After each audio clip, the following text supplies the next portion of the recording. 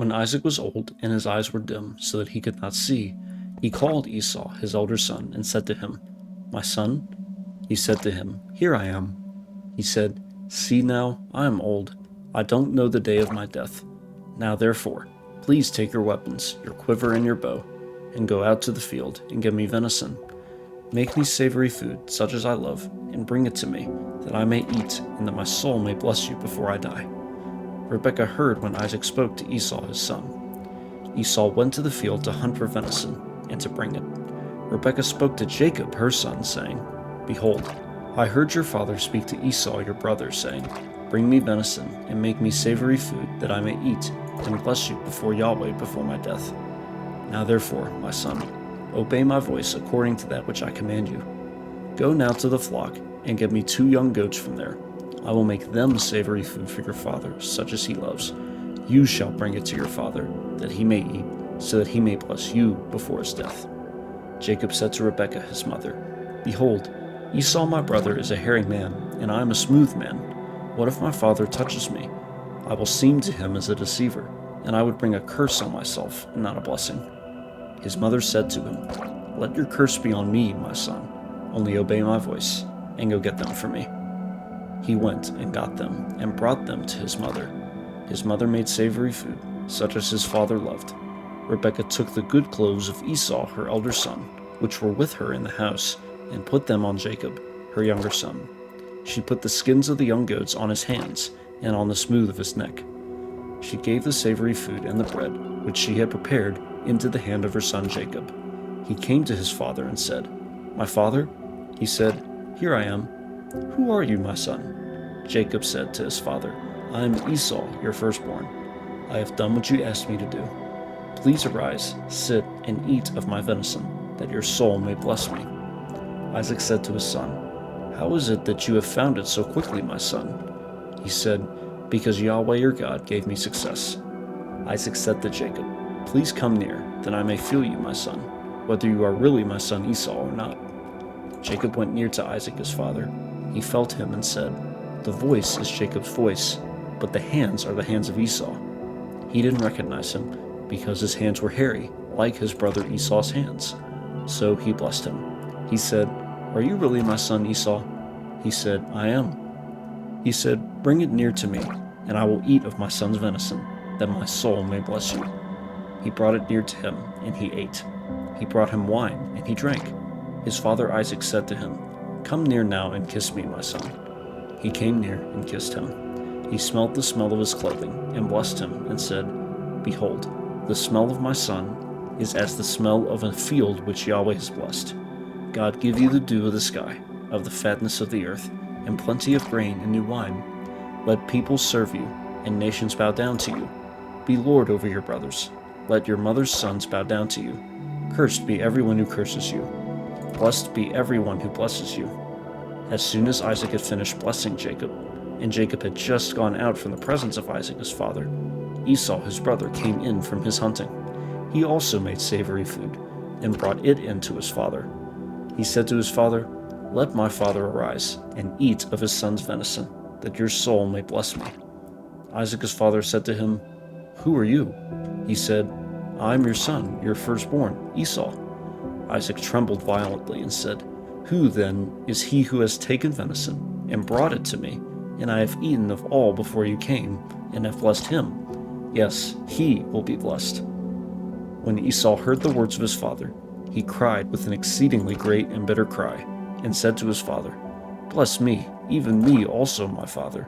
He said, "Your brother came with deceit, and has taken away your blessing." He said, "Isn't he rightly named Jacob? For he has supplanted me these 2 times. He took away my birthright. See, now he has taken away my blessing." He said, "Haven't you reserved the blessing for me?" Isaac answered Esau, "Behold, I have made him your lord, and all his brothers I have given to him for servants. I have sustained him with grain and new wine. What then will I do for you, my son?" Esau said to his father, "Do you have just one blessing, my father? Bless me, even me also, my father." Esau lifted up his voice and wept. Isaac his father answered him, "Behold, your dwelling will be of the fatness of the earth, and of the dew of the sky from above. You will live by your sword, and you will serve your brother, It will happen when you will break loose, that you will shake his yoke from off your neck." Esau hated Jacob because of the blessing with which his father blessed him. Esau said in his heart, "The days of mourning for my father are at hand. Then I will kill my brother Jacob." The words of Esau, her elder son, were told to Rebekah. She sent and called Jacob, her younger son, and said to him, "Behold, your brother Esau comforts himself about you by planning to kill you.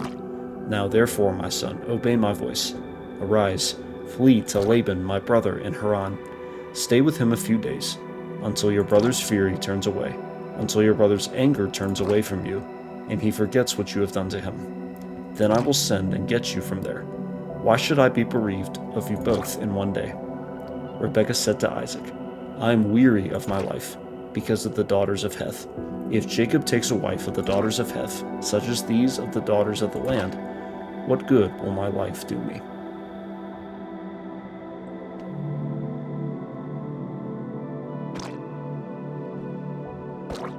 Isaac called Jacob, blessed him, and commanded him, "You shall not take a wife of the daughters of Canaan. Arise, go to Paddan Aram, to the house of Bethuel your mother's father.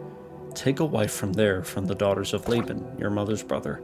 May God Almighty bless you, and make you fruitful, and multiply you, that you may be a company of peoples, and give you the blessing of Abraham, to you and to your offspring with you, that you may inherit the land where you travel, which God gave to Abraham." Isaac sent Jacob away. He went to Paddan Aram, to Laban, son of Bethuel the Syrian, the brother of Rebekah, Jacob's and Esau's mother.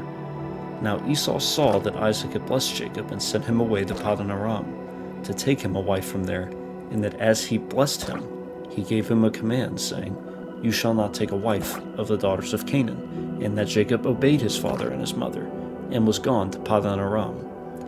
Esau saw that the daughters of Canaan didn't please Isaac, his father.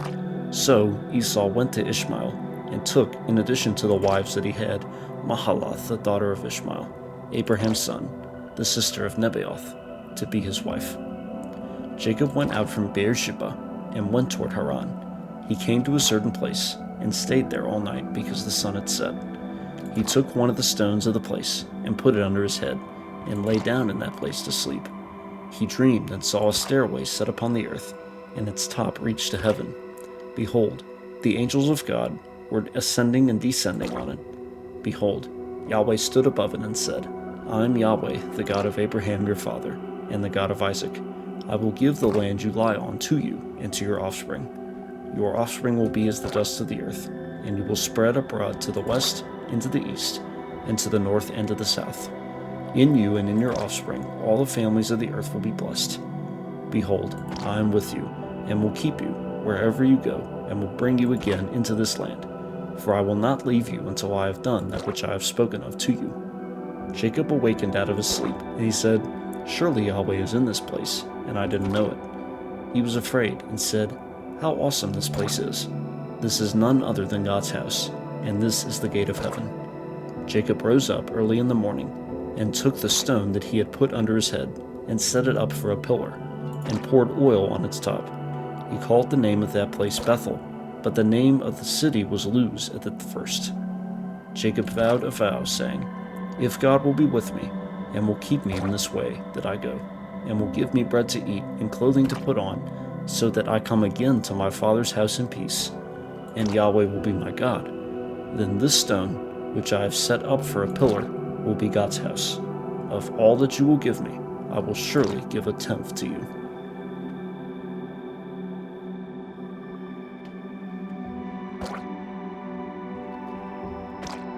Then Jacob went on his journey, and came to the land of the children of the east.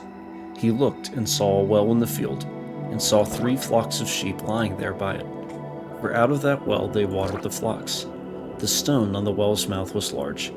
There all the flocks were gathered. They rolled the stone from the well's mouth and watered the sheep, and put the stone back on the well's mouth in its place.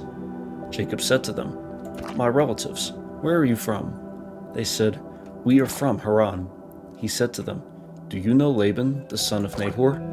They said, "We know him." He said to them, "Is it well with him?"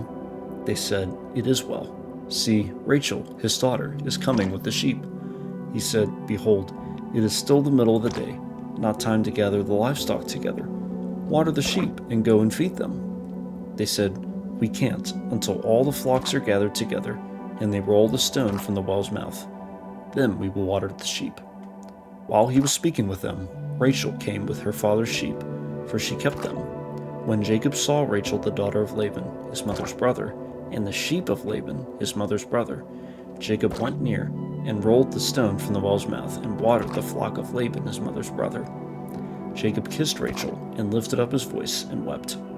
Jacob told Rachel that he was her father's relative and that he was Rebekah's son. She ran and told her father. When Laban heard the news of Jacob, his sister's son, he ran to meet Jacob and embraced him and kissed him and brought him to his house. Jacob told Laban all these things. Laban said to him, "Surely you are my bone and my flesh." Jacob stayed with him for a month. Laban said to Jacob, "Because you are my relative, should you therefore serve me for nothing? Tell me, what will your wages be?" Laban had 2 daughters. The name of the elder was Leah, and the name of the younger was Rachel. Leah's eyes were weak, but Rachel was beautiful in form and attractive. Jacob loved Rachel. He said, "I will serve you 7 years for Rachel, your younger daughter." Laban said, "It is better that I give her to you than that I should give her to another man. Stay with me." Jacob served 7 years for Rachel. They seemed to him but a few days, for the love he had for her. Jacob said to Laban, "Give me my wife, for my days are fulfilled, that I may go into her." Laban gathered together all the men of the place and made a feast. In the evening he took Leah his daughter and brought her to Jacob. He went in her. Laban gave Zilpah his servant to his daughter Leah for a servant. In the morning, behold, it was Leah. He said to Laban, "What is this you have done to me? Didn't I serve with you for Rachel? Why then have you deceived me?" Laban said, "It is not done so in our place, to give the younger before the firstborn. Fulfill the week of this one, and we will give you the other also, for the service which you will serve with me for 7 more years." Jacob did so, and fulfilled her week. He gave him Rachel his daughter as wife. Laban gave Bilhah his servant to his daughter Rachel to be her servant. He went in also to Rachel, and he loved also Rachel more than Leah, and served with him 7 more years. Yahweh saw that Leah was hated, and he opened her womb, but Rachel was barren. Leah conceived and bore a son, and she named him Reuben, for she said, "Because Yahweh has looked at my affliction, for now my husband will love me." She conceived again and bore a son, and said, "Because Yahweh has heard that I am hated, he has therefore given me this son also." She named him Simeon. She conceived again and bore a son. She said, "Now this time my husband will be joined to me, because I have borne him 3 sons. Therefore his name was called Levi. She conceived again and bore a son. She said, "This time I will praise Yahweh." Therefore she named him Judah. Then she stopped bearing.